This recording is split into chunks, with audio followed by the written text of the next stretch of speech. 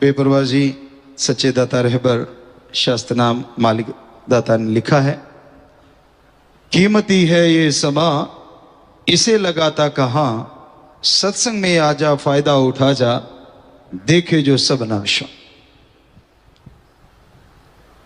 समय हमेशा से कीमती रहा है। किसी को बचपन में एहसास हो जाता है बहुत ही भाग्यशाली है, कोई जवानी में एहसास कर लेता है वो भी भाग्यशाली है, कोई अधेड़ अवस्था में एहसास कर लेता है वो भी अच्छा है, कोई बुजुर्ग अवस्था में जाके एहसास करता है ना से तो वो भी अच्छा है। सो समय एक ऐसी अनमोल वस्तु है जो निकल गया तो वापस आने से रहा। आप कहते हैं जी ये तारीख फिर नहीं आती, आप तारीख की बात करते हैं, जो पल गुजर गया वो दोबारा नहीं आता। आज की तारीख, आज का दिन, आज का सन और आज का ये पल, ये जब गुजर गया तो फिर कब आएगा। सो कहने का मतलब, चाहे आप कागजों में देख लो चाहे वैसे सोच लो, समय कभी भी किसी के लिए ना तो रुका था, ना रुका है और ना कभी रुकेगा। ये तो चलता रहता है। घड़ी खराब किसी के हाथ पे बंदी देखिए, देखी होगी, कई होते हैं मस्त मलंग, पर वैसे कोई बांधता नहीं। आजकल तो बच्चे वैसे नहीं बांधते क्योंकि जेब में से निकाला, अच्छा टाइम क्या है। वैसे टाइम की उनको जरूरत भी नहीं पड़ती क्योंकि गेम ही खेलना होता है, या चैटिंग या सर्चिंग या गेमिंग, और बेचारे मसल पड़े पड़े रोते हैं। पर टाइम उनके लिए भी नहीं रुकता, टाइम किसी के लिए नहीं रुकता, ये चलता चला जाता है। टाइम एक ऐसी चीज है, अगर ये रुक गया तो सब कुछ रुक जाएगा।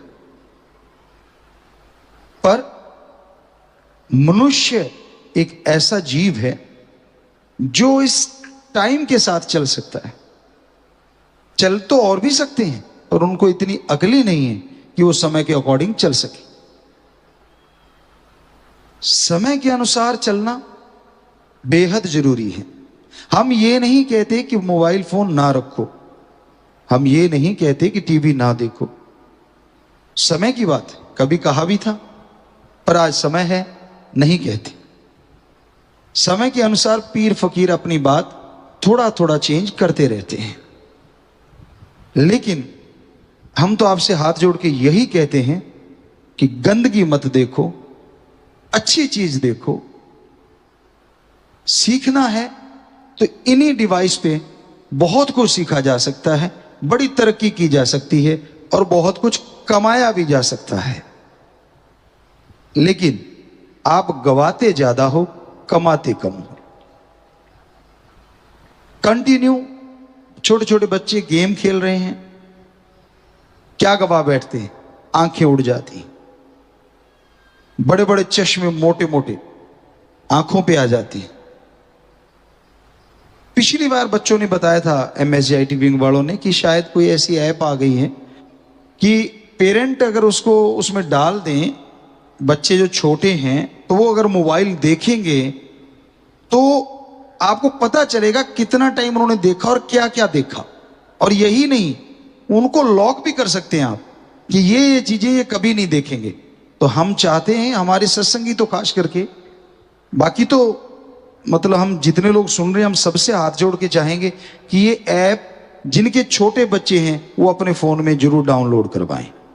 हम उनकी कोई मशहूरी नहीं कर रहे, हम उनके कोई ब्रांड एम्बेसडर नहीं है ऐप वालों के, लेकिन हमारा कहने का मतलब ये है कि आपका बच्चा बचपन में ही जवान ना हो जाए। समझदार को इशारा काफी है, क्योंकि बचपन की जवानी घातक होती है, जवानी जब आए तभी सही है। बचपन में वो उनके नॉलेज के लिए नहीं है। हमारे हिंदू धर्म में 25 साल रखे हुए थे ब्रह्मचर्य का सख्ताई से पालन, उनको पता ही नहीं होता था इन चीजों का। गुरुकुल में ऐसी चीजें होती ही नहीं थी, सिर्फ पढ़ाई, शरीर को बनाना, दिमाग को बढ़ाना, ये चीजें वहां सिखाई जाती थी।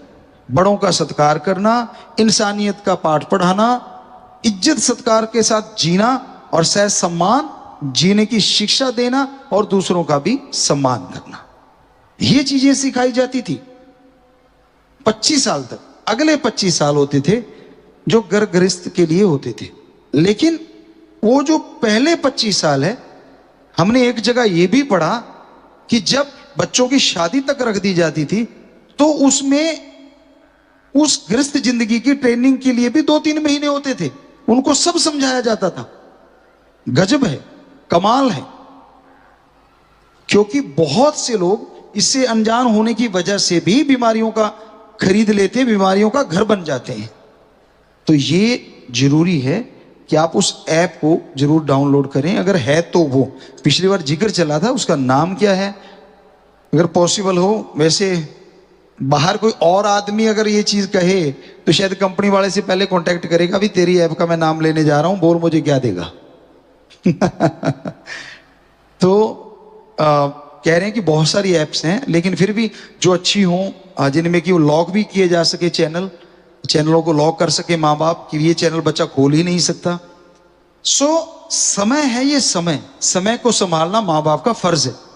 अपना कल्चर एक अलग है पूरे वर्ल्ड से, और नंबर 1 है हमारी संस्कृति, नंबर 1 है। हमने समाज को, पूरी दुनिया को अपना कल्चर सिखाना है, हमने उनके कल्चर में खो के गंद नहीं बनना। कभी ऐसा जमाना भी था जब लोग हमारे देश में पढ़ने आया करते थे, शायद यहां तक हमें याद है, 100% श्योर नहीं, शायद नालंदा यूनिवर्सिटी में विदेशों के बच्चे पढ़ने आया करते थे।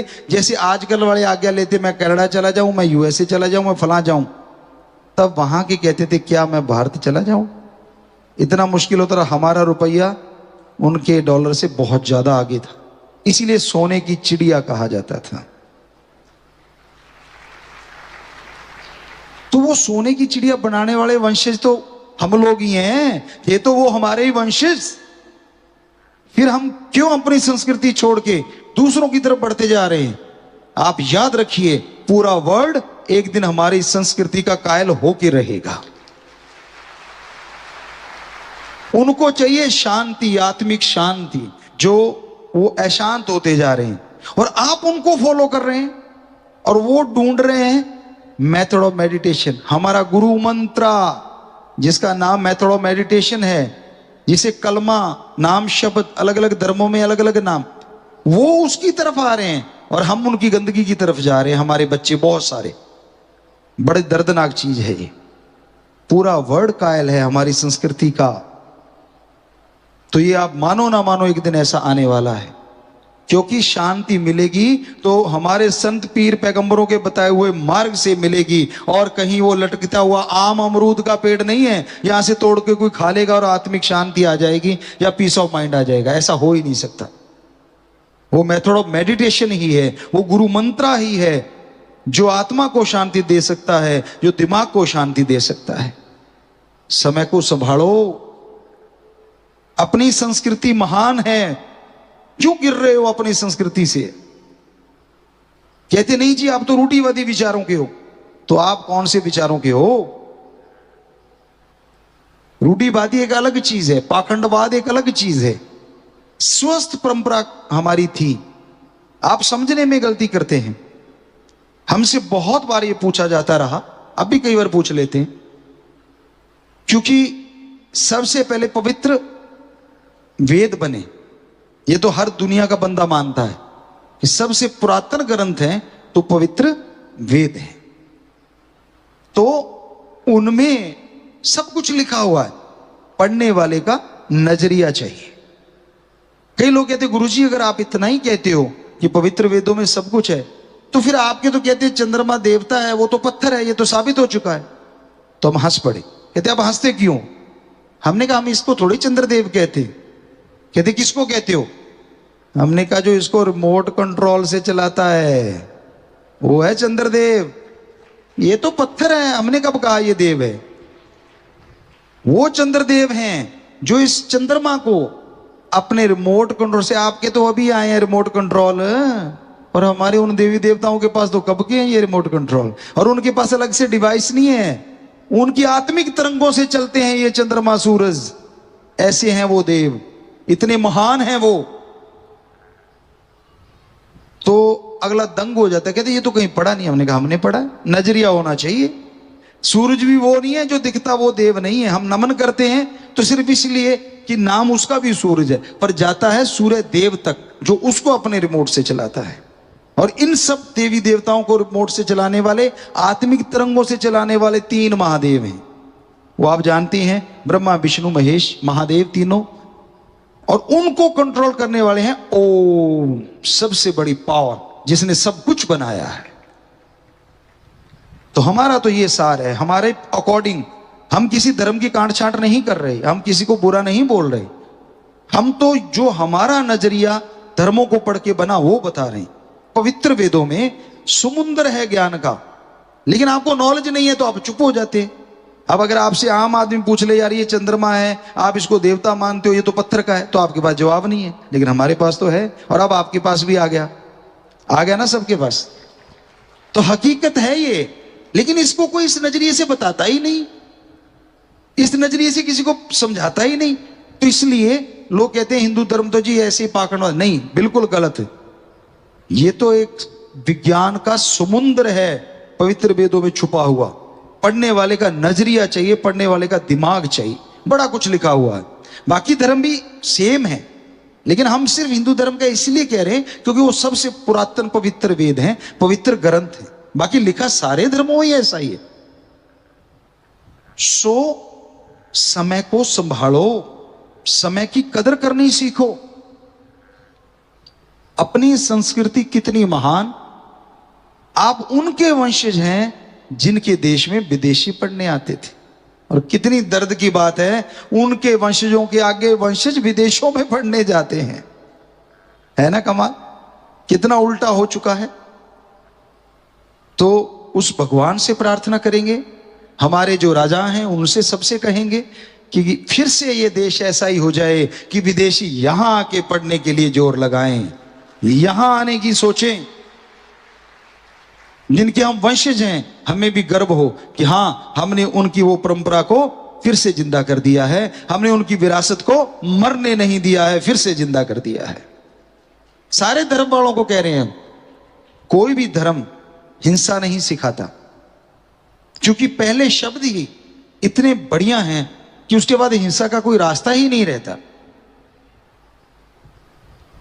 हमारे हिंदू धर्म में पवित्र ग्रंथों में लिखा है, भगवान कृपा निधान है, कृपा करने वाले हैं। अब जो कृपा निधान है वो कभी नहीं कहता किसी का सिर काटो या ये करो या मारो या ये, तो सही हो गया। अब इस्लाम धर्म की पवित्र कुरान शरीफ में यहां तक हमने पढ़ा तो उसमें लिखा है, अल्लाह ताला रहमो करम का मालिक है, रहमाने रहीम, वो रहमो करम का मालिक है।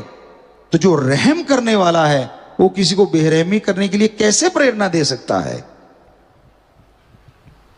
हमारे सिख धर्म में गुरु साहिबानों की पवित्र गुरुवाणी में, श्री गुरु ग्रंथ साहब में साफ लिखा हुआ है कि जो वाहिगुरु है वो दया दा समुंदर है, और जेड़ा दया दा समुंदर हो सकता है वो किसी से अत्याचार कर ही नहीं सकता। और यही ईसाई धर्म भी कहता है कि वो काइंड है, काइंडनेस उसी से ही आई है, सब कुछ उसी का दिया हुआ है। तो वो कैसे किसी को कह देगा किसी को मारो या किसी को तड़पाओ। तो हम भूल चुके हैं अपने धर्मों के पहले शब्दों को, यानी ए भी भूल गए हम, बी तो बाद की बात है, ए बी सी क ख ग का ही बोले बैठे हैं। जो पहला शब्द है हमारे धर्मों का वो हम भूल गए हैं, वो रहम करना है, दया करना है, क्योंकि वो कृपा निदान की औलाद कभी राक्षस नहीं हुआ करती। देवी देव भी दया के सागर के नुमाइंदे हैं। और फिर इंसान भगवान की बनाई सर्वश्रेष्ठ कृति है, सर्वश्रेष्ठ है प्रभु का बनाया इंसान। तो फिर ये तो दयालु अपने आप ही हो गया। जो दया नहीं करता, जो रहम नहीं करता, वो ना तो देवता हो सकता है, ना वो इंसान हो सकता है। उसी को ही शैतान या राक्षस की उपाधि दी गई, और उनके कोई सींग नहीं है, वो एक अलग लोक है। अगर कोई ऐसा है जो हमने धर्मानुसार पढ़ा, सर्च किया, तो वो एक अलग लोक हो सकता है। यहां सिर्फ वही लोग हैं। लेकिन अगर यहां धरतियों में देखें तो वो लोग जो दया रहम को छोड़ गए, वो लोग धर्म का नकाब तो पहनते, धर्म का कर्म छोड़ गए, वो लोग ही राक्षस या शैतान की श्रेणी में आ जाते हैं, और उनके सींग नहीं लगे होते। तो भाई, परमात्मा ने, अल्लाह वाहिगुरु राम ने हमें सर्वश्रेष्ठ बनाया है। क्यों गिरते जा रहे हैं? बेपरवाह जी के एक भजन में शायद कहीं आता है, या उन्होंने व्याख्या में कभी बोला, हमें अच्छे से ख्याल है कि पशु जितने होते हैं उनका मुंह नीचे को होता है, और आदमी का तो मुंह सीधा है। ऊपर आदमी देख सकता है, पशु कम देख पाते, देखते हैं, लेकिन मुंह तो शायद चलते हैं जब नीचे रहता है। तो तू नीचे वाली चीजों में क्यों खोया हुआ है? ये ऊपर वाली चीज की तरफ क्यों नहीं आ रहा? तुझे तो ऊपर की तरफ आना चाहिए। ये जो 10वां द्वार हिंदू और सिख धर्म में बोला, इस्लाम धर्म में मेहराब, इंग्लिश फकीर वेरी वेरी डीप स्लीप्स पॉइंट जिस जगह को कहते हैं, इसकी तरफ आ, जरा ऊपर उठ। क्यों भोग विलासों में खोया हुआ है? क्यों इंद्रियों में खोया हुआ है? कभी ऊपर उठने की कोशिश तो करके देख। अरे वो सर्वशक्तिमान, सर्वज्ञाता, वो ओम अल्लाह वाहिगुरु गॉड खुदा रब का रास्ता यहीं से खुलेगा। इसलिए कम से कम तू तो सही सोच रख। पर आज आप देखते हैं, आप जानते ही हैं, पशुओं से बदतर होता जा रहा है मनुष्य। इंद्रियों के भोग विलासों में खोया हुआ है, और समय गुजर रहा है, समय रुकता नहीं है। गुजरने का मतलब दूसरे शब्दों में कहें तो जीवन बीत रहा है, यह कहीं रुकने वाला नहीं है। कहीं ऐसा ना हो समय गुजर जाए। वो है ना, फिर पछताए होत क्या जब चिड़िया चुकी खेत, कि फिर पछताने का क्या फायदा जब चिड़िया खेत ही चुकी चली गई, जब श्वास ही ना रहे, वो लास्ट का समय ही आ गया, और समय ने कह दिया, इजाजत नहीं दी कि बस थोड़ा सा समय बाकी है, और आपने पहले कुछ किया नहीं, उसमें समय के अनुसार आप कर नहीं पाते। क्योंकि कभी पैर में दर्द, कभी घुटने में दर्द, कभी कमर में दर्द, कभी ऊपर नीचे दर्द, कभी कहीं दर्द, कभी कोई बीमारी तो कभी कोई बीमारी, उसी में उलझ के रह जाते हो। कभी कोई टेंशन, जो पैदा किए उन्होंने टेंशन दे दी, या फिर खुद के बनाए हुए जो बिजनेस व्यापार है उन्होंने टेंशन दे दी, या मन ने टेंशन दे दी, सोचों ने टेंशन दे दी। आप तो उन्हीं में उलझ गए, क्योंकि उम्र काफी होगी ना, जिंदगी के कई पड़ाव पार कर चुके आप, तो वो पड़ाव ही आपके अंदर घूमते रहते, निकलने का नाम ही नहीं लेते आप उनसे बाहर। तो फिर कैसे जपोगे राम का नाम? और नहीं जपोगे तो ये समय बर्बाद हो गया, यानी जीवन गया, खत्म हो गया आपका। यार, आप कितनी जिज्ञासा होती है आदमी के अंदर। हम आज भी स्टूडेंट हैं, आप में से किसी के अंदर भी कोई गुण दिखता है, हम फौरन ग्रहण कर लेते हैं, आपको अपनी हकीकत बताते हैं, as a human being, as a इंसान, एज ए संत पीर फकीर। वो तो शास्त्र नाम शाह मस्तान है, वो हम है ही नहीं, हमारे शरीर में वही काम कर रहे हैं। पर एज ए इंसान आज भी हम स्टूडेंट है, और हमें लगता है हमेशा स्टूडेंट ही रहेंगे। हर आदमी में कोई ना कोई गुण जरूर होता है, बस निगाह गुण की तरफ होनी चाहिए। चाहे कितना भी बुरा इंसान क्यों ना हो, जब मेरी निगाह ढूंढी गुण रही है तो मैं उसमें से जरूर कोई ना कोई गुण निकाल लूंगा। उसको लेके अपने आप को परिपूर्ण करो, ये है हमारी कल्चर, ये है हमारी सभ्यता।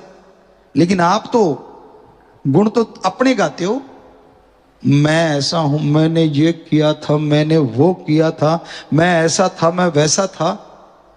जो खुद का गाते हैं ना वो उड़ जाया करता है, और जो दूसरों का गाते हैं वो आ जाया करता है। दूसरों की तो आप बुराइयां गाते हो तो वो आपके अंदर आ जाएंगी, और खुद के गुण गाते हो वो उड़ जाएंगे। क्या कभी आप में हिम्मत पड़ी है खुद की बुराई गाने की पर्दे के पीछे, क्या क्या होता है? कभी बोले हो किसी को? ना जी ना, इज्जत का सवाल है। तो फिर दूसरों की कैसे बेइज्जती करते रहते हो भाई? दूसरों की बुराइयां क्यों गाते हो? कौन सा परमिट मिला हुआ है आपको? क्यों समय बर्बाद करते हो? क्या यह समय की बर्बादी नहीं है? नशा करना बहुत ही बुरी चीज है, लेकिन कोई बीड़ी पीता है, सिगरेट पीता है, क्यों पीता है? कुछ पल के लिए उसको नशा आता होगा। और ये चुगली निंदा में कौन सा नशा है जो आप करते हैं? हमें बताइए तो सही, क्या नशा है इसमें? कुछ भी तो नहीं, सिवाय टेंशन आपको देने के। जितना चुगली निंदा बुराइयां गाओगे दूसरों की, हमसे लिख के ले लो, 10 दिन बाद आप चेक कर लेना, आपके दिमाग में ज्यादा टेंशन होगी 10 दिन पहले से, गारंटी है इस बात की। और आप राम नाम के गुणगान करने लग जाओ, 10 छोड़ो 5 दिन बाद चेक कर लेना, आपका माइंड ज्यादा फ्रेश होगा पहले से। तो समय की कदर करना सीखिए, समय को बर्बाद मत कीजिए फजूल की बातों से। कोई आप में से सत्संगी बैठा और आप लोग बैठ के ऐसी चुगली निंदा कर रहे हो, वो बहादुर होगा जो कह दे यार भाइयों आप ये छोड़ के क्यों ना राम नाम करें, ये छोड़ के क्यों ना किसी की सेवा की चर्चा करें, ये छोड़ के क्यों ना मानवता भलाई की चर्चा करें, क्यों ना ये छोड़ के देश भलाई की चर्चा करें, क्यों ना ये छोड़ के संसार के भले के लिए कुछ सोचें। तो यकीन मानो कुछ ना कुछ जरूर निकल आएगा, क्योंकि ये चीज बहुत बड़ी बनाई है ईश्वर ने, बहुत पावर दी है इस माइंड में। तो समय की कदर करो, समय रुकने वाला नहीं है। आप गेम खेल रहे हो, कल 2-4 बच्चे बैठे थे, उनसे चर्चा हुई, हमने कहा फिर मिलता क्या है गेमों से? वो कहते जी हमने कोई कोई कोई ऐसी ट्रॉफी मिली हो हमें दिखाइए कुछ। हम पूछने वाले थे, पूछा नहीं, कि जो हम मेडल देख सकें, गोल्ड मेडल आपको मिला हो। कहते जी टूर्नामेंट भी होने लगे अब वीडियो गेमों के बच्चों ने, उन्होंने नहीं बताया कि अब टूर्नामेंट भी होने लगे। तो हमने कहा क्या ट्रॉफी भी होती है क्या? कोई ऐसी ट्रॉफी होती हो जैसे ओलंपिक में होती है? फिर तो कहें कि चल खेल लो। हमें लगता है कि वो टूर्नामेंट होते होंगे और ज्यादा लेते होंगे, थोड़ा देते होंगे। ऐसा तो कोई नहीं होगा जो आपको गेम खिलाए और अपना नुकसान करवा ले। इतना मूर्ख तो गेम बनाने वाला हो नहीं सकता। हैरानी जन के कल एक बच्चे ने बताया कि 30 लाख के 50 लाख रुपया वो कोई गन गुन खरीदते, पता नहीं कपड़े खरीदते कोई गेम में, उसमें ही उड़ा दिया एक बच्चे ने। ज्यादा अमीर का बच्चा होगा, नहीं तो इतने में तो सोचिए आप, कार्ड कूड था कोई, कहता सारा ही उड़ा दिया। और लिया क्या, वो फोन में ही कपड़े लिए हैं, हाथ में कुछ भी नहीं है, गन भी कोई फोन में मिलती है, सारा बर्बाद कर दिया। 50 लाख, सोच के देखो, इससे कोई बर्बादी और हो सकती है? बस सनक चढ़ी हुई है दिमाग पे, मसल डेड हो रहे हैं, खोपड़ी चलो तेज हो रही है, पर हो रही है फायदा क्या हो रहा है? लग तो गेम में ही रही है, उसको कहीं और अच्छी चीज में लगाओ तो फायदा। इधर से तेज कर ली और फिर आपने देश में ओलंपिक जीत लिया तो मान ली बात कि आपने कुछ कर दिया। हम नहीं कहते गेम ना खेलो, कोई बात नहीं, कभी थोड़े समय के लिए एंजॉय आप कर लीजिए, लेकिन ये क्या हुआ कि सारा दिन ही उसी पे लगे हुए और बच्चों को भी उसी में उलझा रखा है। तो ये समय से बर्बादी का इससे बड़ा कोई और कारण हो ही नहीं सकता। तो कहने का हमारा मतलब, बड़ों को चाहिए वो बच्चों को शिक्षा दें, पर उससे पहले खुद को ज्ञान। जो अपने आप को ज्ञान दे लेता है ना, वो दूसरों को ज्ञान दे सकता है। आपको पहले भी एक बात सुनाया करते थे, आज बाई चांस ख्याल में आ गई। एक सज्जन थे, वो अपने बेटे को रोज सिखाते थे, बेटा झूठ नहीं बोलना चाहिए। तो बच्चा भी सुनता था, कहता ठीक है पापा झूठ नहीं बोलूंगा। वो नौकरी करता था वो सज्जन, बच्चे का पापा।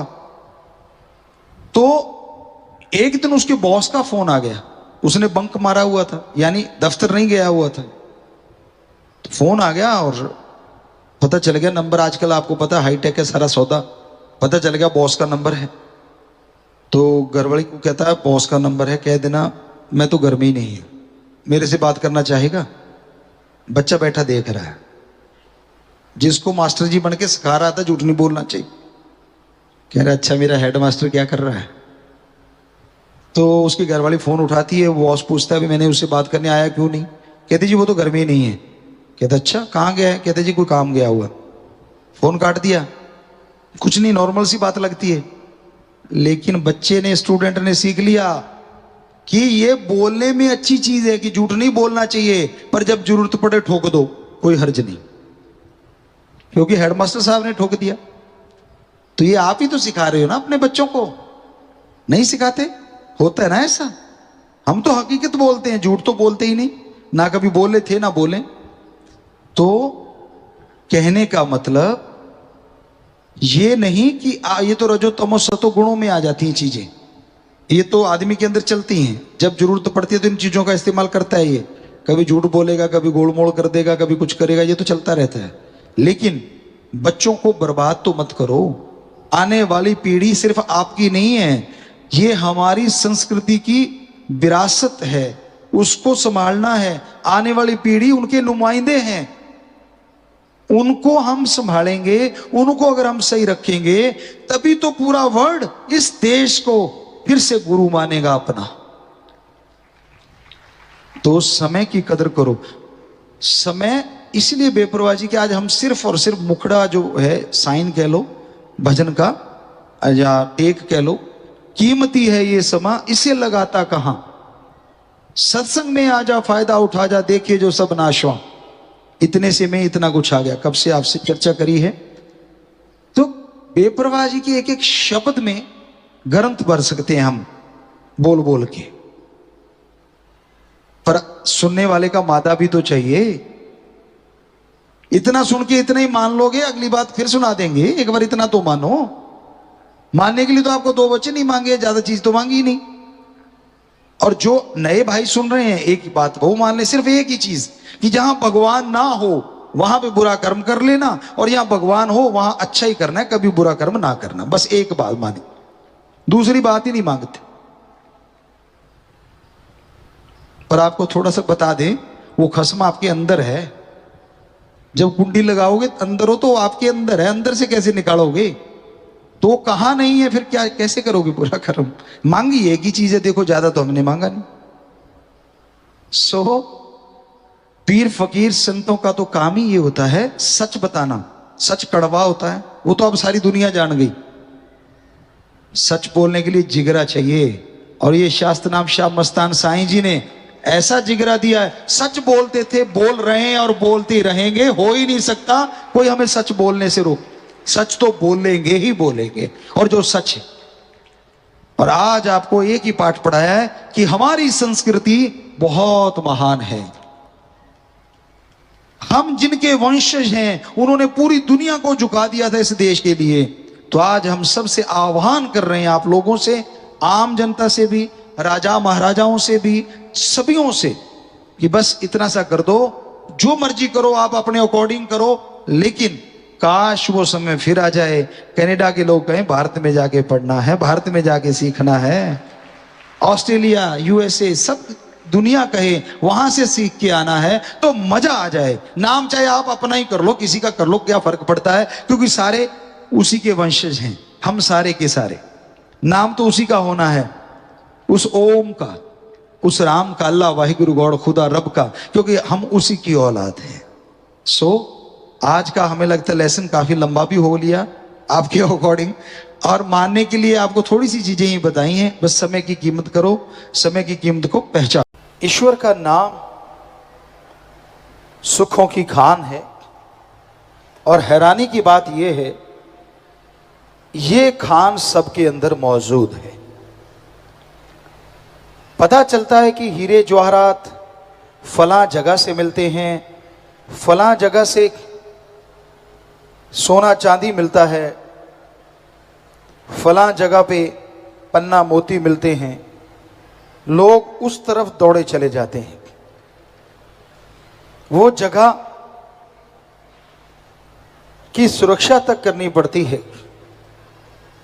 लेकिन आपके अंदर एक ऐसी खान है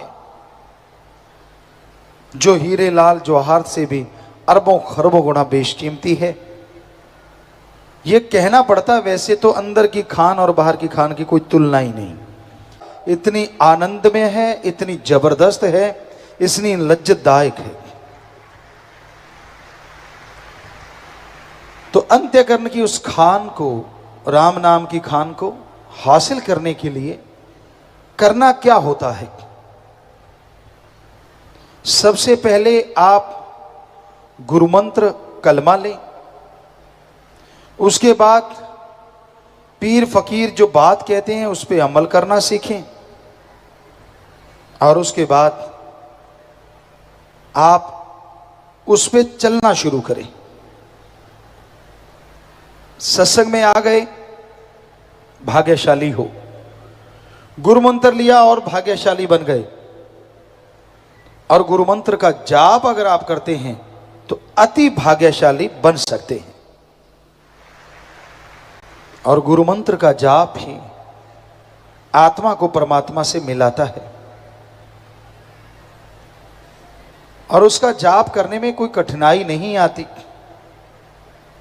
आप जैसे कपड़े पहनते हो, परिवार में रहते हो, जो काम धंधा करते हो, करते रहो, रहते रहो।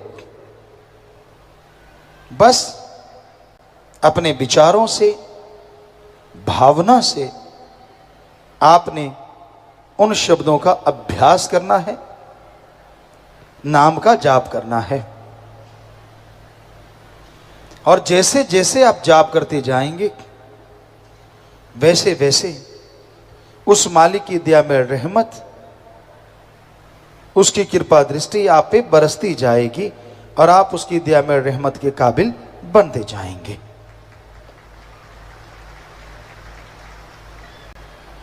तो ये बहुत जरूरी बनता है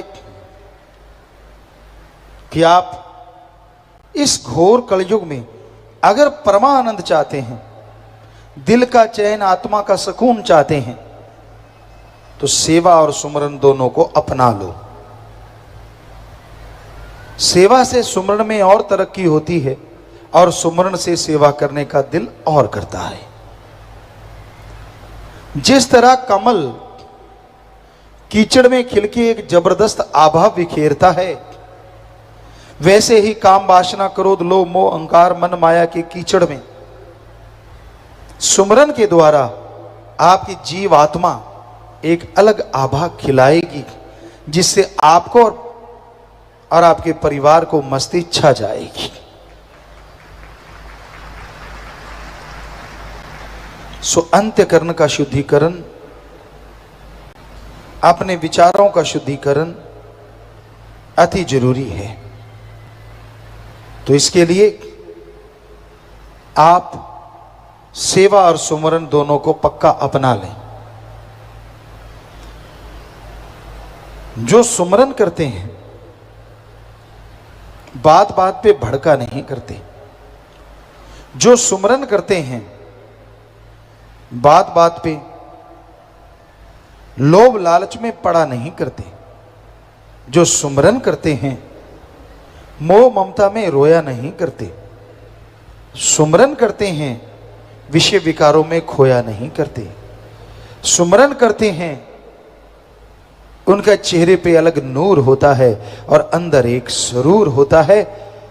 उनको देख के खुशी आती है, पर वो अपनी मान बढ़ाई के चक्कर चलाया नहीं करते। जिन्हें गैवी खजाना मिल जाता है वो चुपचाप जितना रहते हैं हजम करते चले जाते हैं अंदर की खुशियों को। उनकी अंदर की खुशियां दिन दुगनी रात चौगनी उतनी ही बढ़ती चली जाती हैं, बढ़ती चली जाती हैं। इसलिए अपने इन तमाम खुशियों को कभी भी कम ना होने दें। ये खुशियां बाजार में नहीं मिलती, ये सुख आनंद की प्राप्ति किसी भी चीज से हासिल नहीं होती। इसलिए आप लोगों से गुजारिश, इस घोर कलयुग में सुमन का पल्ला कभी ना छोड़ें। मालिक का नाम सुखों की खान, मालिक का नाम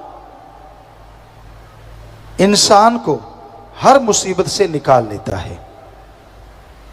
सच्चे सतगुरु का जो हो जाता है, सतगुरु अल्लाह वाहिगुरु राम से प्रार्थना करते हैं और सतगुरु के द्वारा वो आदमी मालिक का हो जाता है। और जिसका मालिक अल्लाह वाहिगुरु राम हो, उसे किस चीज का भय चिंता होती है? वो भय मुक्त होता है, चिंता मुक्त होता है। सो ओम कहो, अल्लाह कहो, वाहिगुरु कहो, गॉड कहो, वो आप सबके अंदर रहता है। उसे अंदर से हासिल करने के लिए विचारों को काबू करना जरूरी है। विचार बेलगाम घोड़े की तरह दौड़ते रहते हैं, दौड़ते रहते हैं। हम आपसे ये नहीं कहते कि विचार चले ना, विचार शून्य तो दिमाग कभी हो ही नहीं सकता। पर विचार अगर बुरे चलते हैं तो आपको टेंशन चिंता ज्यादा होती है, और विचार अगर अच्छे चलते हैं तो आप मालिक के नजदीक होते जाते हैं। तो बुरे विचारों को हटाना सेवा और सुमरण के अलावा संभव नहीं। आप सेवा करें, सुमरन करें तो बुरे विचारों से निजात मिल जाती है। इसलिए सेवा सुमरण करते रहो, भक्ति इबादत करते रहो। दुनिया में लोग आपको क्या कहते हैं उस तरफ ध्यान मत दीजिए। आपका एम, लक्ष्य प्रभु की खुशियां हासिल करना, आत्मा को बलवान बनाना है तो उसमें लगे रहिए। सुमरन ही इंसान को शांत बना के रखता है। जो बात बात पे भड़कते हैं, बात बात पे गुस्सा खा जाते हैं, बात बात जिनको समझ नहीं आया करती, वो सुमरन के खोखे हैं। वो सुमरन करते नहीं, दिखावा है। संत पीर फकीर कभी किसी को गलत नहीं कहते। जिसकी जैसी भावना तैसा ही फल दे। राम जो रोके बैठ के सबका मुजरा ले, तो फिर किसी बात की टेंशन किसी को होनी नहीं चाहिए। सुमरन कीजिए। जो आपने सेवा की, तन मन धन से परहित परमार्थ किया, हो ही नहीं सकता कि माल की दरगाह में मंजूर कबूल ना हो। 100% कबूल होता है, 100% मंजूर होता है। सो वचनों पे अमल करने से ही सच्चा सुख मिलता है। संत उस अल्लाह वाहिगुरु राम के वचन सुनाते हैं, और जो कोई मान लेता है वो सुखी रहता है, और जो नहीं मानते आखिर में दुखी परेशान रहते हैं। आप अपने विचारों का शुद्धिकरण कीजिए, ये बहुत जरूरी है। वरना विचारों का तूफान आपके ध्यान को अपने साथ बहा के ले जाएगा। आप सुमरन में बैठे होंगे और आपके विचार बाजार में घूम रहे होंगे। आप सुमरन में बैठे होंगे और आपके विचार आपको कहीं का नहीं छोड़ते। इसलिए विचारों को लगाम दीजिए, सेवा और सुमरन की। चाबुक मारिए राम नाम का। राम नाम का चाबुक ही इंसान को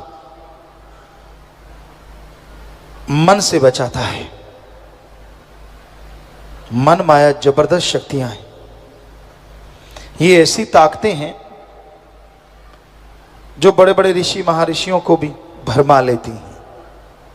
देव महादेव को भी छोड़ा नहीं करती, उनके पीछे लगी रहती। क्योंकि धर्मों में आए त्रिलोकीनाथ एक है, और वो है काल महाकाल।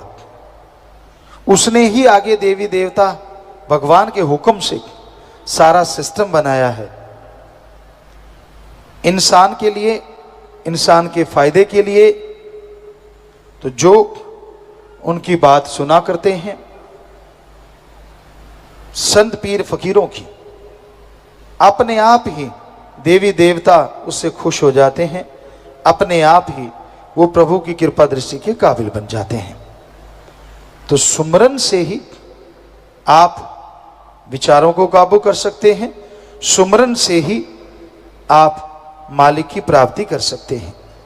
इसलिए सेवा और सुमरन को गहने बना के पहनो। जिस तरह आप विवाह शादी में जाते हैं, जिस तरह आप किसी पार्टी में जाते हैं, तो उसमें तरह तरह के गहने पहनते हैं। वो गहने इसलिए पहनते हैं ताकि आप खूबसूरत लगें, या कुछ लोग इसलिए भी पहनते हैं उनको पता चले कि हम कितने अमीर हैं। कुछ लोग इसलिए भी पहनते हैं कि उनका एटीट्यूड सबके सामने आ जाए। सो अलग अलग थ्योरी होती है, अलग अलग भावना होती है वो गहने पहनने की। लेकिन राम नाम के जो पुजारी होते हैं, अल्लाह वाहिगुरु गॉड खुदा रब से जो प्यार करते हैं, वो गहने पहनते हैं भक्ति के, सेवा के, दीनता नम्रता के। कोई दिखावा नहीं होता उन गहनों में, पर ये गहने उस परमपिता परमात्मा को लुभाते हैं, अपनी तरफ खींच लेते हैं। और जिसके ये गहने जितने ज्यादा पहने होते हैं उतना ही खसम पिया खुश हो जाता है।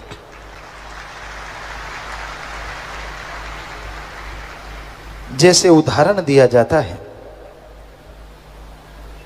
पत्नी के लिए पति और पति के लिए पत्नी सजती है, उसको लुभाने के लिए,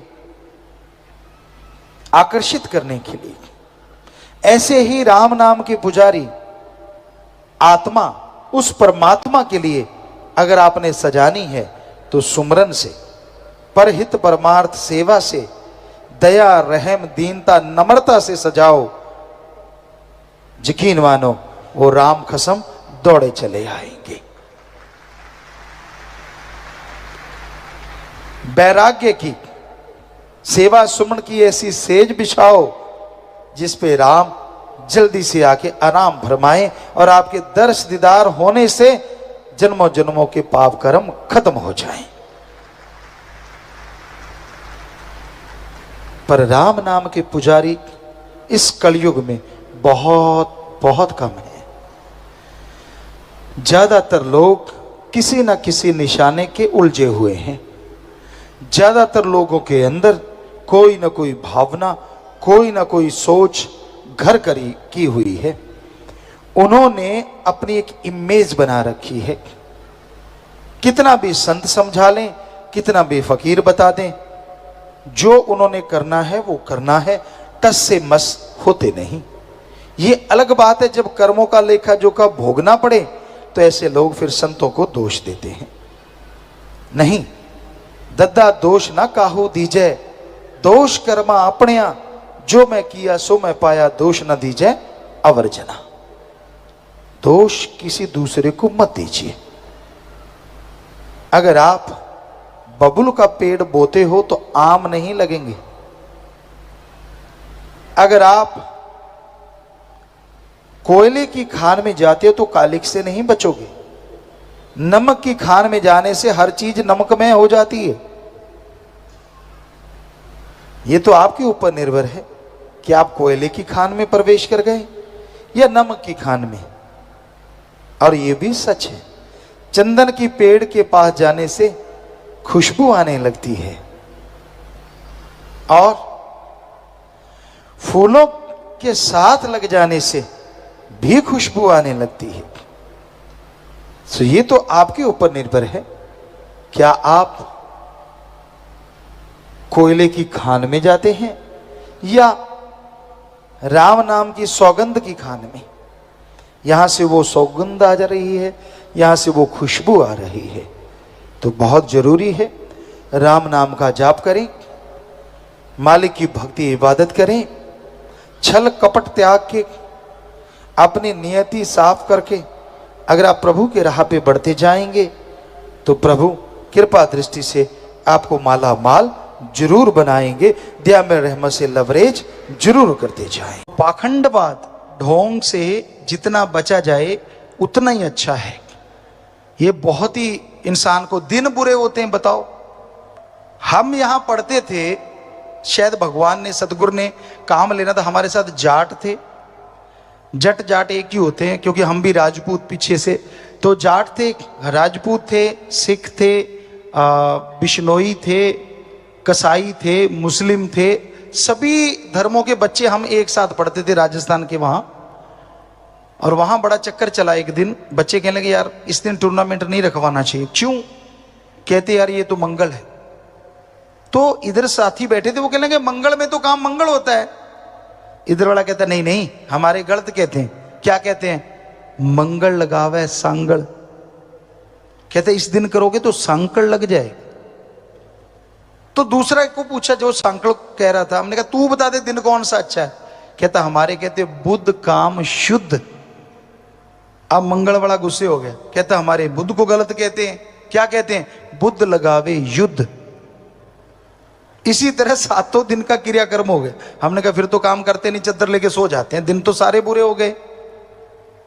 तो बहन भाइयों, ये पाखंड में मत पड़ा करो। आंख फरकती है, फड़कती है।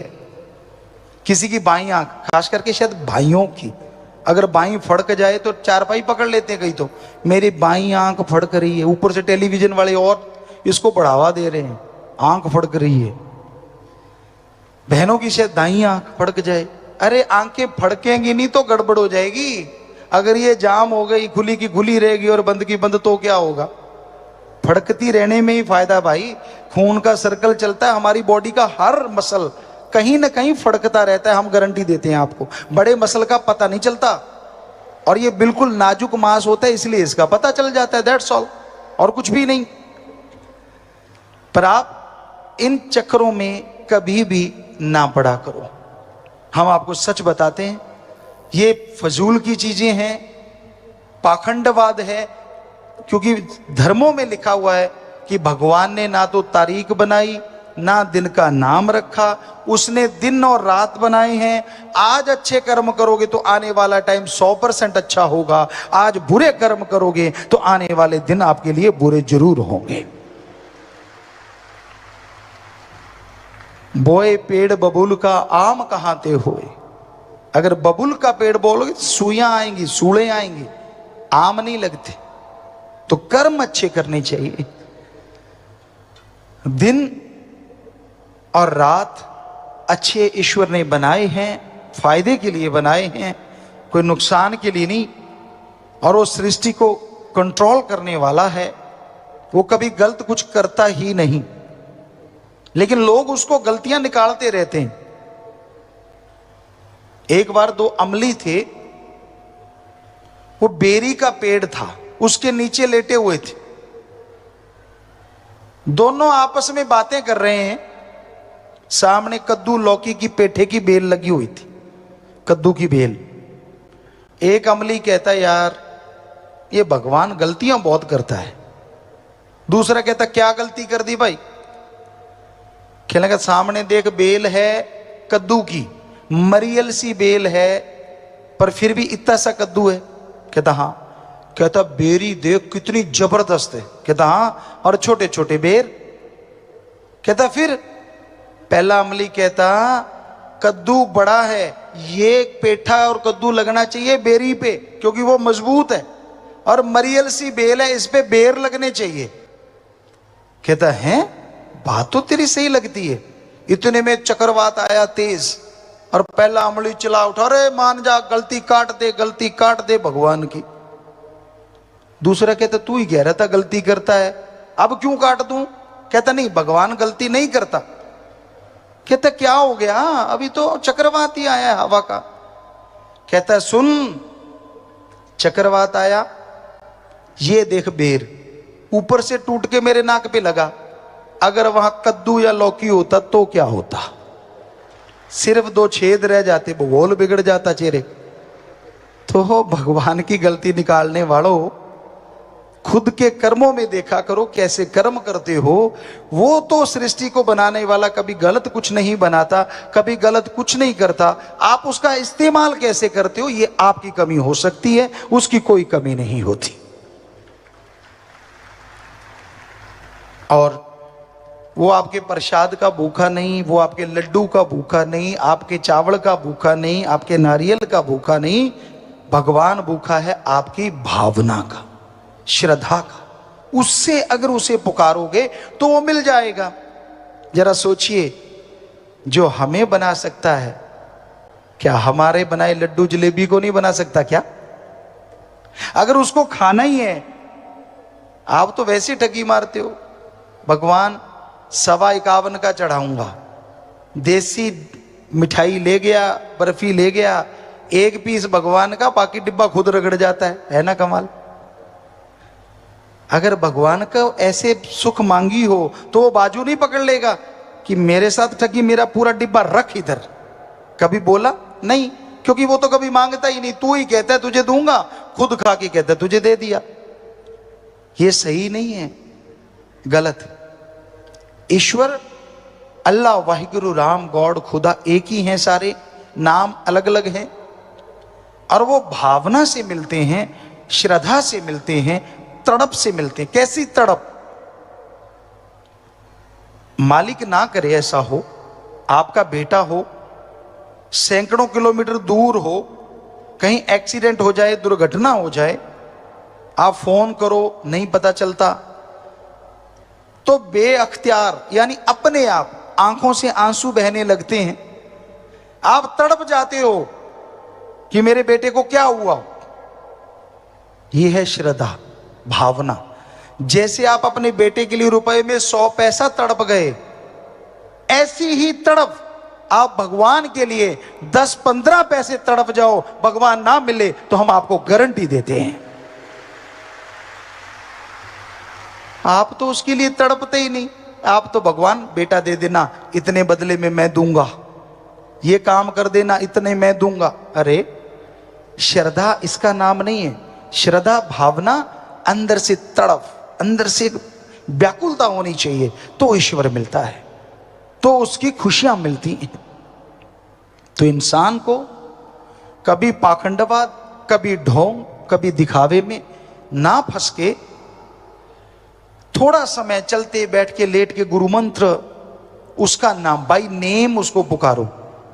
जैसे कितने लोग बैठे हो, आदमी आदमी बोलो तो कोई नहीं उठेगा, और अगर नाम लेके पुकारें तो वो उठ जाएगा। तो ऐसे ही भगवान भगवान कहने से नहीं, क्योंकि 365 करोड़, कोई कहता है 33 करोड़ देवी देवता है, सब भगवान है, तो कौन आएगा। तो उसका बाई नेम गॉड को बुलाना, इसी को हमारे धर्मों में गुरु मंत्र, नाम दीक्षा कहा गया। वो अब जब उसको बुलाते हो तो वो जरूर सुनता है। अरे मां को बनाया भगवान ने, और हमने देखा बच्चा रोता है तो मां कैसे दौड़ी चली आती है, कैसे उसके अपने आप फीड आ जाता है ऑटोमेटिकली। और ये हमने तो खुद आजमाया, ऐसा होता था कि जरा सा भी ऐसा होता तो मां के अपने आप धार चलने लग जाती फीड की। पहले ऐसा होता था ज्यादातर, आजकल थोड़ी कमियां आ गई हैं। तो अब बच्चे के रोने से अगर मां सुन सकती है, जो कि भगवान ने मां को बनाया, और भगवान के लिए कोई रोएगा तो भगवान क्यों नहीं सुनेगा? जरा सोचो तो सही। सच तो ये है, उसके लिए रोते नहीं, अपना काम धंधे में रोते रहते, तड़पते रहते। तो कभी उसकी तड़प में भी तड़प के देखो। कहते हैं ना, दुनिया की याद में, दुनिया के साजो सामान में तो तड़प लिए, कभी भगवान की याद में तड़प के देखो, वो अंदर बाहर से भर देगा। कभी सच्ची तड़प से उसको बुला के देखो। तो पाखंड उसको पसंद नहीं। आप कपड़े कैसे पहनते हो, ईश्वर को कोई लेना देना नहीं। पैंट शर्ट पहनो, चाहे कुर्ता पजामा, चाहे धोती कुर्ता, कुछ भी पहनो, ईश्वर ने क्या लेना उन चीजों से। हाँ, अंदर अगर भावना शुद्ध है तो पैंट शर्ट में भी मिल जाएगा, और भावना शुद्ध नहीं, जितने मर्जी गेरुआ पहन लो, वो ना आज मिले ना मिले कल। तो ईश्वर को पाने के लिए भावना शुद्ध